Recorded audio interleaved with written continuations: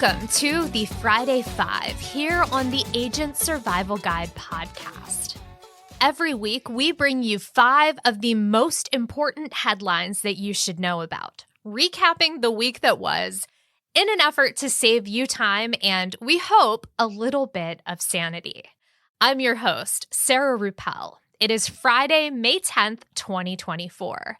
It might only be May and the early days of May at that, but that doesn't mean that we can't be dreaming of those hot summer days by the pool or at the beach.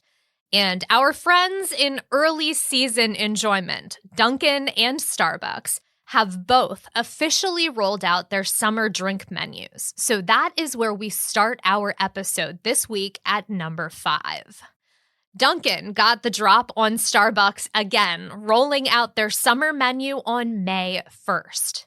There are a couple of items on this menu that I would like to try, starting out with the blueberry donut iced coffee. That is my favorite Dunkin' Donut flavor, and I absolutely love iced coffee, so I might be picking one of those up later today.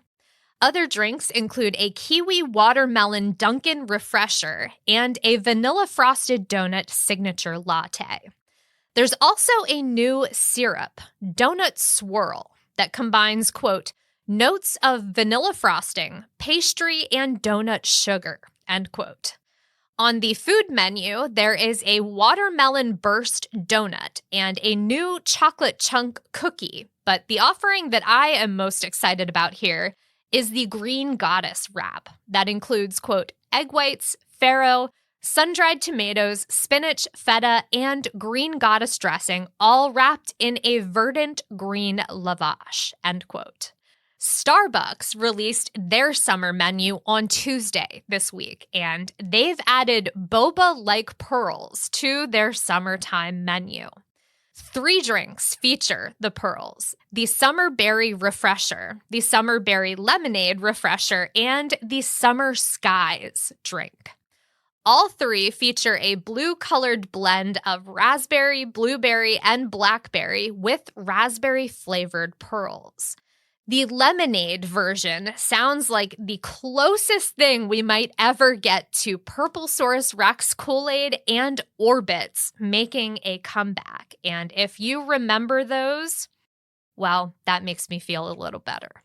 The Summer Skies drink adds coconut milk to the berry juice and raspberry pearl blend.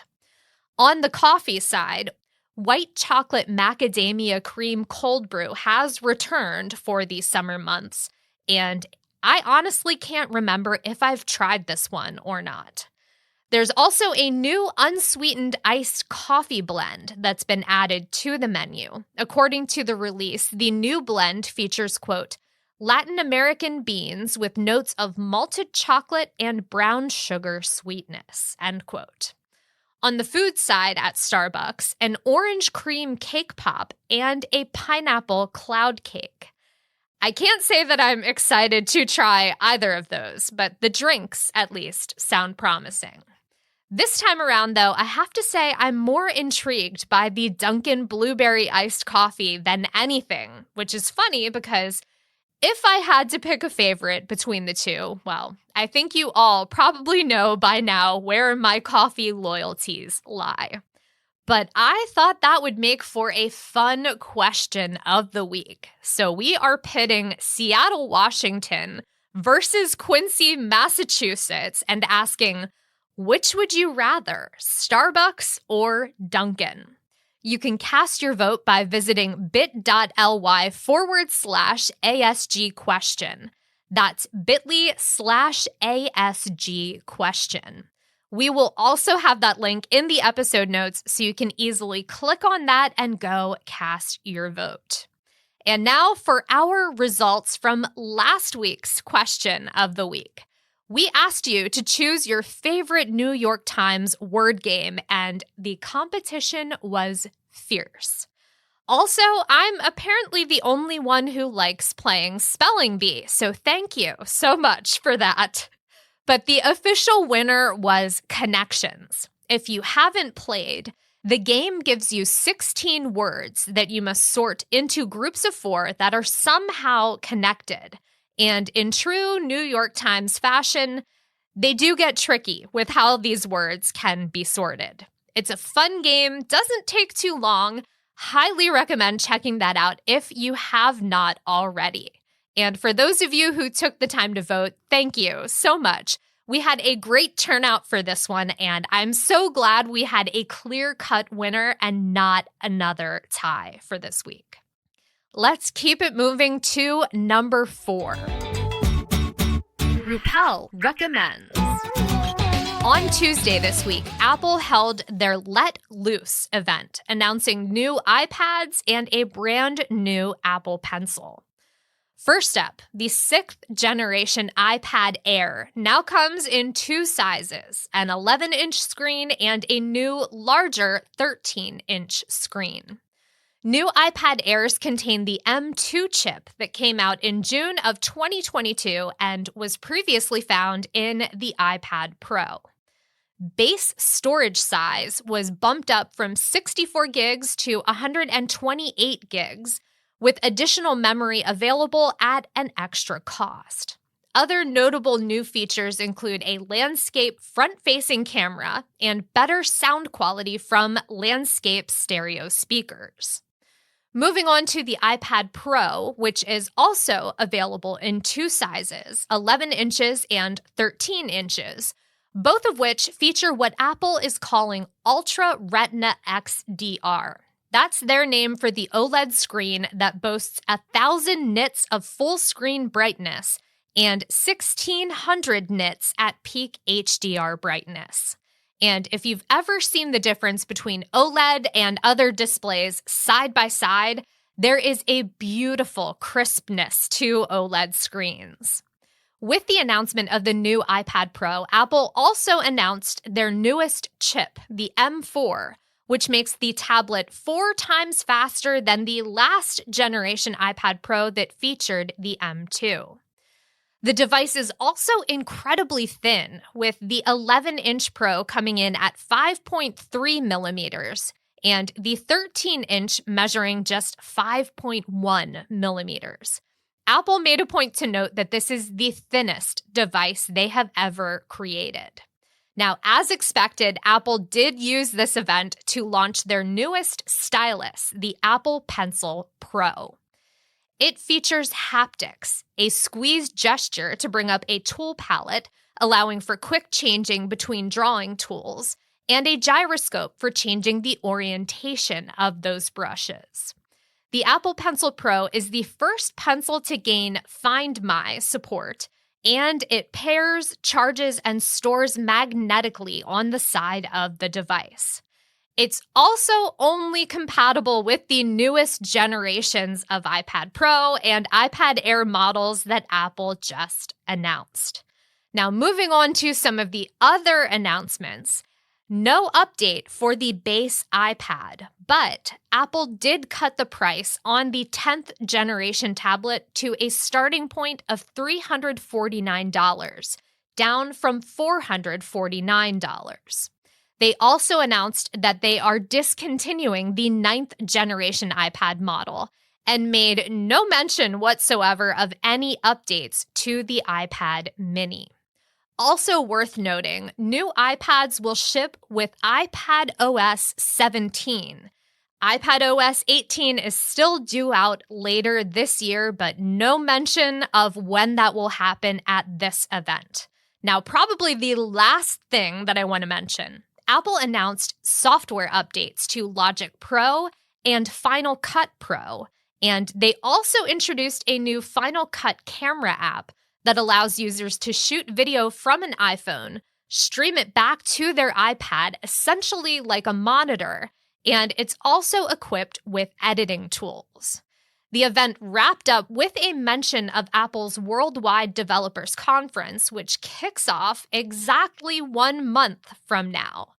WWDC is slated to begin on Monday, June 10th and run through Friday, June 14th. The event usually kicks off with a live keynote and an all-day event on Monday.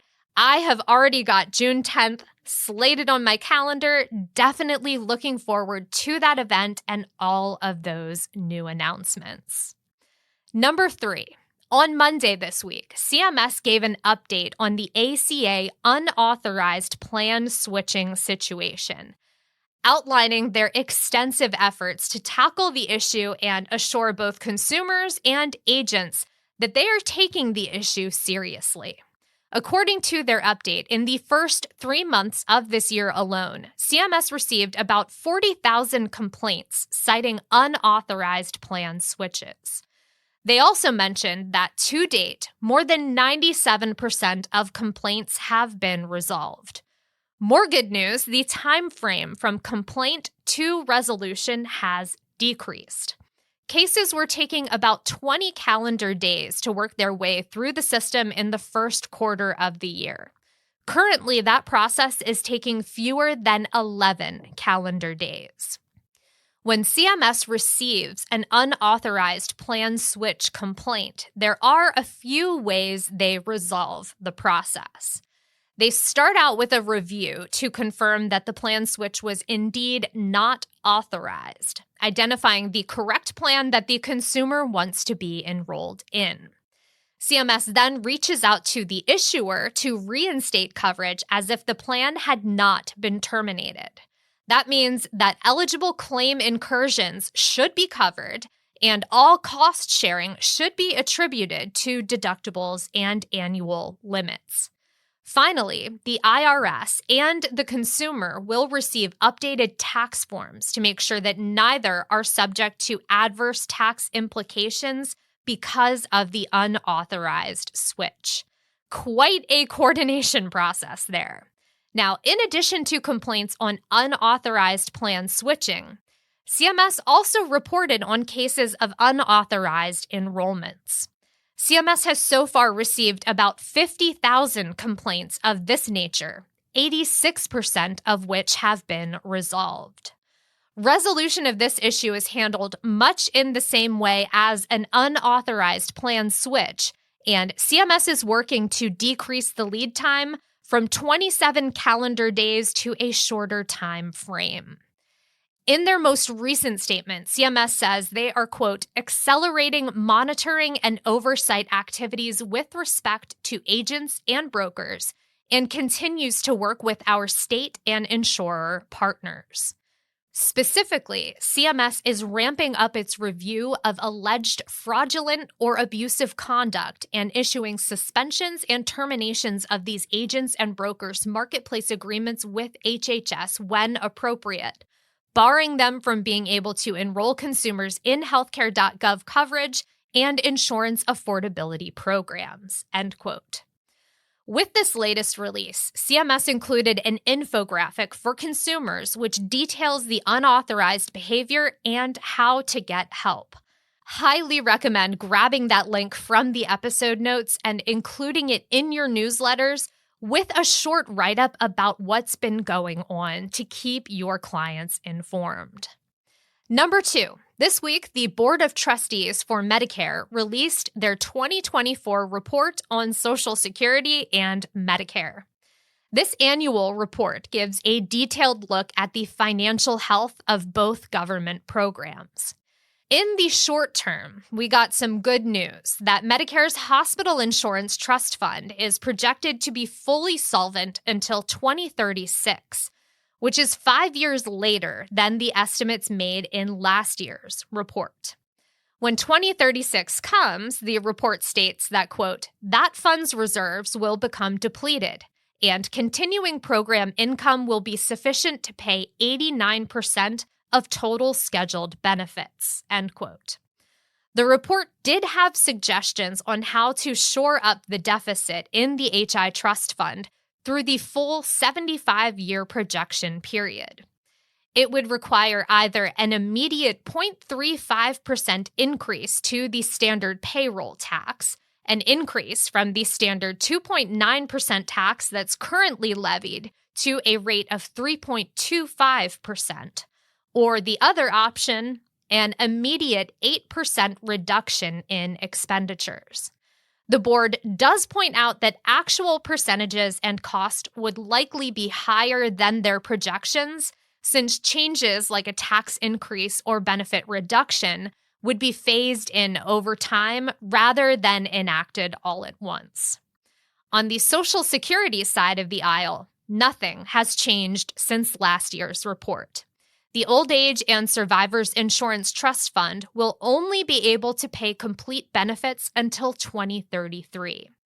After that, the fund has enough money to pay 79% of scheduled benefits. The Disability Trust Fund is still doing well. Just like last year, there's enough money in that fund to cover 100% of scheduled benefits through 2098, the last year of the 2024 report's projection period. Now, despite the additional 5 years of funding projected for the HI Trust Fund, 2036 is only 12 years away. And while my generation has been hearing about preparing for Social Security insolvency for quite some time, it's another thing to hear it in an official report that benefits will slip under that 100% covered threshold in just 9 years. The board recommends action to, quote, allow consideration of a broader range of solutions and provide more time to phase in changes so that the public has adequate time to prepare, end quote. In our episode notes, we will have the links to the full report from the Board of Trustees, as well as the official fact sheet and a few different summaries. Moving on to our biggest story of the week. At number 1, the Department of Health and Human Services and the Centers for Medicare and Medicaid Services recently released a final rule that updates eligibility requirements to allow DACA recipients increased access to health insurance coverage. Recipients of Deferred Action for Childhood Arrivals, DACA, or Dreamers for short, will no longer be excluded from the definition of lawfully present as it applies to enrollment eligibility in qualified health plans through the marketplace or basic health plans. Beginning November 1st, 2024, and coinciding with the 2025 ACA open enrollment period, DACA recipients who meet all of the other eligibility requirements will be able to enroll in, quote, a qualified health plan through the marketplace with financial assistance like advance payments of the premium tax credit and cost-sharing reductions, or a basic health plan, end quote. HHS and CMS also used this final rule to update the definition of qualified non-citizen for the Medicaid and CHIP programs. This change, quote, implements existing statutory requirements and is intended to promote clarity and transparency that will support states' implementation of eligibility policies, training, and accurate eligibility determinations for non-citizens, end quote. An important note about enrollment and coverage effective dates from the official release. A special enrollment period was created for individuals newly eligible for coverage, including DACA recipients, beginning on November 1st, 2024, and lasting for a time frame of 60 days. So essentially, the new definitions go into effect, and then there's a 60-day SEP for eligible individuals to enroll in either a marketplace QHP or a BHP. Now, let's talk effective dates. First and foremost, I have to mention that all of these timeframes include the stipulation that the individuals applying meet all other eligibility requirements upon enrollment. Those who apply for coverage during the month of November 2024 and utilize the previously mentioned SEP can have marketplace coverage start as early as December 1, 2024. For those applying through the SEP during the month of December 2024, their coverage can begin as early as January 1, 2025.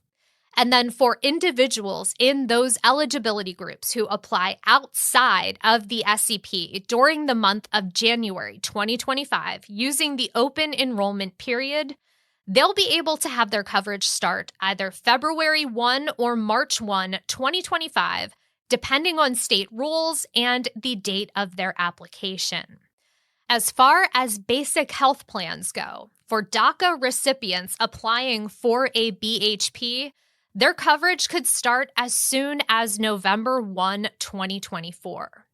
According to the release, updating these definitions should open up enrollment eligibility to another 100,000 individuals. We will be linking to the release in our notes, so be sure to check all of those resources out for more information on everything we've talked about in today's episode. And that's all we've got this week. I hope you have a great weekend.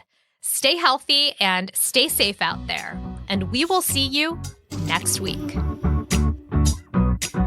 The Agent Survival Guide podcast is a production of Ritter Insurance Marketing, an Integrity company. This episode was written and produced by me, Sarah Ruppel, script editing and fact check by Tina Lamoureux, podcast design by Urban Rivera, artwork by Vivian Zhao. Follow along with us wherever you like to listen.